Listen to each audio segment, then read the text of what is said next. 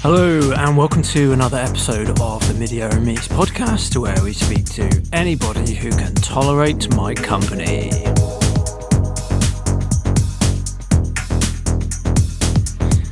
On the show this time we have AKDK, who are a fantastic duo based in the southeast of England, Graham and Ed.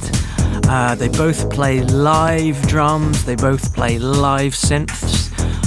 They've released 3 fantastic albums. Their most recent one, Shared Particles, was released last year. I urge you to check it out. It's absolutely fantastic. A lot of what they do is improv live, so they mix their live shows with improv and some of their classic tracks. You can support the podcast if you like. It really helps to just, helps my motivation for one thing.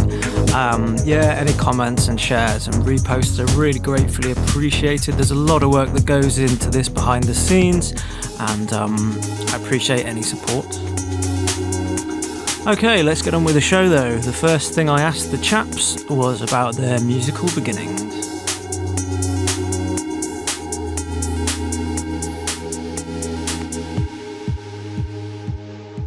Well, I'm a child of the 80s, so I had one of those, I guess everyone had them, the little tape cassette recorder, black thing with a handle on it, and like batteries, so that was... Like a Fisher-Price one. Yeah, like that. Yeah, exactly. So, my parents made me a cassette with a bunch of stuff. It even had Captain Beefheart on it. But my favourite song on that was Bowie's Space Oddity, and I heard that, and that was, I think, the first song that I was like, wow! The middle bit, where it sort of goes... that blew my mind.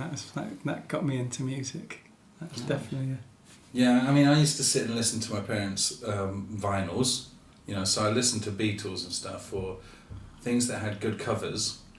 And I also remember my dad got a CD player, and that was like radical, and you could get Brothers in Arms. So I used to listen to that. Brothers in Arms. It was only 2 CDs you could get. It was like Brothers in Arms and the best of Eric Clapton. But I mean, I was a kind of bluesy, rocky kid anyway, into Zeppelin and stuff. But I remember actually listening to classical music and that blowing my mind. I think when I was 5 or 6, and we'd even like get my parents to turn the lights off and put the vinyl on. And sort of scare. I remember it was like a Night on Bear Mountain or whatever, Mussorgsky. And just used to scare myself. And I look back at that, I realised, I was into music. Didn't know what the hell it was doing or what instrument was, but it buzzed me. Yeah, that's funny.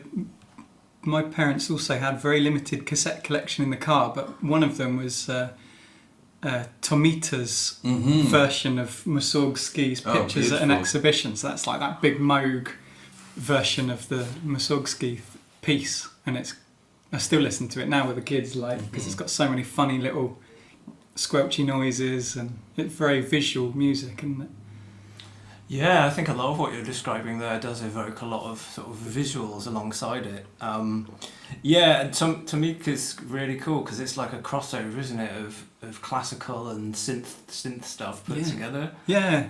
Yeah, was he, I mean, obviously he was contemporary of Wendy Carlos, but I wondered was she slightly before him? There was a period in the 70s, wasn't there, where there was quite a lot of like switched on Moog kind of albums and stuff, and classical synth versions of classical music. Yes, because he does versions of some Debussy and stuff. Yeah, I really like that. The kind of, because I love that sort of impressionistic music anyway. Even if it's done on acoustic instruments, and then it's just the ideal match made in heaven, isn't it? Plinky synths playing exploratory classical music. Absolutely. Yeah, that's Snowflakes are Dancing. That one of Debussy's got, I think he uses a bowed like frequency shifter thing, and there's one bit in it, it's like this whooshing kind of, it's almost a flanger sound, but it's amazing. I've always wanted to build one. But Well, like we were saying earlier, there's probably a schematic somewhere where someone... There is. I've got the schematic. Oh, you have it? And it's terrifying. There's no way. I was like, this might take 5 years. Maybe someone's done a PCB of it. I'll have to. That's a little bit like is it the Deckard's Dream? The new replication of the CS80. My friend's got a circuit board of it, you know, and it is like say goodbye to 6 months of your life. Yeah, and any social life and partners. Say goodbye to all your family. It's like going on a voyage to far off land, isn't it? Yeah. And I've never really got into builds, but I mean, Ed does, and it's every time I look at some of your synths, I'm like, I need to learn how to build. You know, I need to. I can't buy that new. I can't buy it second hand. You know. Exactly. It's really fun. It's a really gratifying process. There's a really good thing called a solder comic, which someone's made. Right. And it's like a comic book of how to do soldering. But it's really great advice, and it's very clear and very simple. But once you get those simple things down, it's really fun and quite relaxing, relaxing experience. Yeah, it is very zen, isn't it? You like, I can see. I've never done. What is it where you sit really quietly and think? Meditate. Never done that, but sleep. I can imagine. I can imagine meditating is very like soldering. You really like. Yes, meditative states. Yeah, definitely. And when did you start like getting into making your own music or developing into hitting things and stuff like that? For me, it was that little tape cassette recorder because it had a mic in it. So I just like would bash things and play guitar and make. I tried to make a little radio station behind the sofa with a microphone and like had the record player, and me and my sister would do radio shows and stuff. Nice. Here, my dad's Sony big flat square 70s thing had 2 faders on it, one for the left and right. You couldn't record on them individually, separately, but you could send different things onto them, so you could have the music on one channel and voices on the other and do our little radio show. So yes, you were deep in from an early age. Yeah, but it wasn't very good. Yeah, I mean, for me, drumming, I started drumming when I was 14, and I've been playing piano before that, but I went round a mate's house and he showed me a backbeat. That blew my mind, and my mates had electric guitars, and my brother played electric guitar too, so we would just jam, and that, like I said, at that point I was really into kind of old classic rock and blues, so we'd just wig out in E for an hour and cover many like Santana and Led Zeppelin and Jimi Hendrix songs and stuff. And I think I carried on as a drummer for the next 10, 16 years or so. Was interested in other instruments and stuff, but and it wasn't till I found an old Cassiotone keyboard. I was teaching in schools, and in the corner of the music room was this dusty old Cassiotone lent up, you know, and they had all their standard Yamaha, you know, cheap synths. But I said to the teacher, like, what's happening with that? Nobody uses that. Clearly, it's never been used since the 80s. He said, "Oh, you can take it. Give us a tenner." You're like, "Yes." Nice. Yes, I will, thank you. And it wasn't like, and then maybe a couple of weeks later we met, and we were both saying, "Oh yeah, we drum," and I'm like, "Yeah, I've just got this keyboard and I've got a distortion pedal running through it and it sounds amazing." And we started our band not long after I picked up that first keyboard for myself. You know, it's a funny thing about schools and interesting instruments, isn't it? I remember my music room at school had they had all the normal like Casio keyboards with all the presets, but in the corner they had 2 SH101s. Yeah.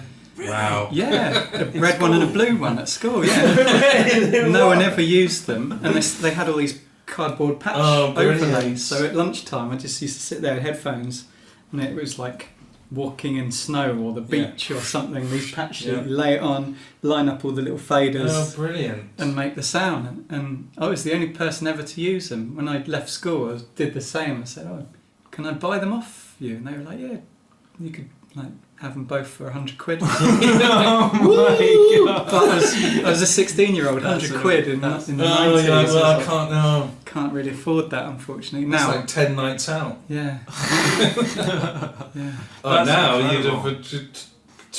what quadrupled your money, I don't know what the word is, at Yeah. least 10 times. Absolutely, with the More. blue no red one, yeah. Yeah. Oh my god, seriously.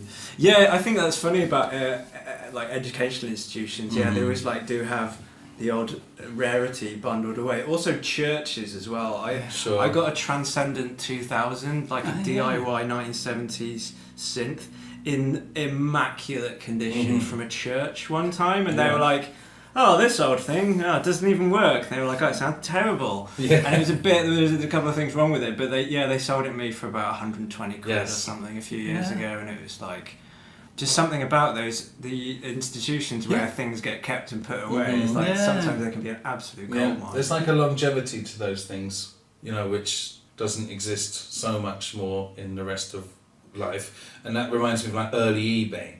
These days everything is so tied up, everyone knows. It's hard to find little gems, I think, or harder now. Certainly I remember in the past 20 years, especially when eBay first came out, people were selling stuff that they had no idea what it was. Like, oh, got it out of the loft. Oh, what's this?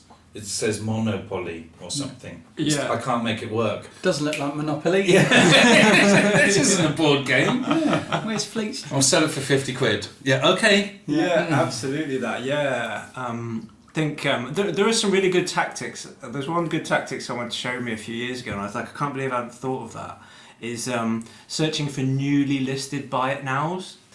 Because people have just put it on the site, and fair enough, they've got their sale price of what they want for it, but some people will undervalue a little bit. So that was one eBay tip that I got in only the last few years. It was just looking for recently listed buy it nows, because like they're ready to go and the sale They can want happen. the sale. Yeah. But yeah, you're right. I'm sure there was some 99 times I won stuff for like 99p, and it was like a TX81Z or something, like just stupid stuff that like you could get away with.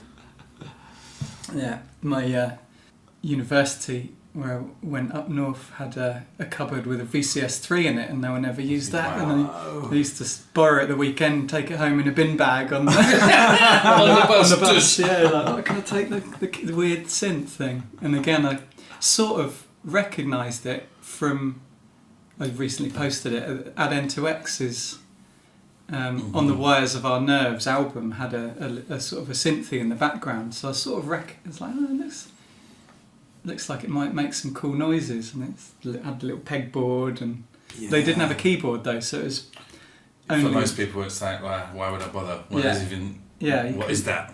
Only drones and spacey noises. Oh, that's cool. I mean, they're really filthy drones out of that machine, aren't they? It's like tough, really big sounding thing. Thick and chunky. I'm sure Tom Rowlands has used one of them in a few Chemical Brothers tracks. It has a growl to it, doesn't it? That is quite vocal, a bit like a boucler has that sort of human sort of sound, doesn't it? Yeah, like makes me think of Mooga Fugas, or I'm thinking of this pedal, like not the biphase. They also make the Mutron. Oh yeah. That's a vowel simulating filter sweep. Like row, row, row, row. So that's all the like P-funk. Yes, totally. Funkadelic bass sound, isn't it? Yeah, you also get that with sometimes bit crushing as well. You can get to like a vocal sort of vocal point with bit crushing as well.